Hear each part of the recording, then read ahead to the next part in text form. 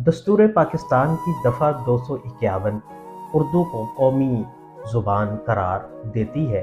ये दफ़ा 3 शकूक पर मुश्तमिल है, जिसमें पहली शिक 1973 से 1988 यानी 15 साल के अंदर अंदर उर्दू को सरकारी ज़ुबान के तौर पर नाफिज करने का जिक्र करती है। दूसरी शिक चोर दरवाज़ा खोलती है, यानी जब तक उर्दू सरकारी ज़ुबान के तौर पर नाफिज नहीं होती उस वक़्त तक इंग्लिश को सरकारी ज़ुबान के तौर पर इस्तेमाल किया जा सकता है।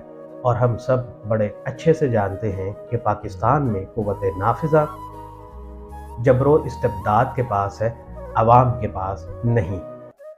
तो जबरो इस्तिबदाद की क़ुव्वत नाफिज़ा उर्दू को नाफिज करके अवाम को ताकत भला कैसे देगी? लिहाजा ना नौमन तेल होगा, ना राधा नाचेगी।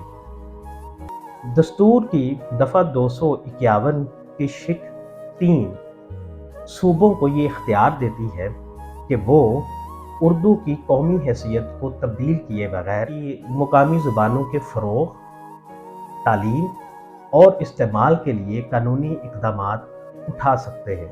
यहाँ से हमें ये मालूम हुआ कि लड़ाई मुकामी और कौमी की नहीं है, लड़ाई कौमी और बैरूनी की है।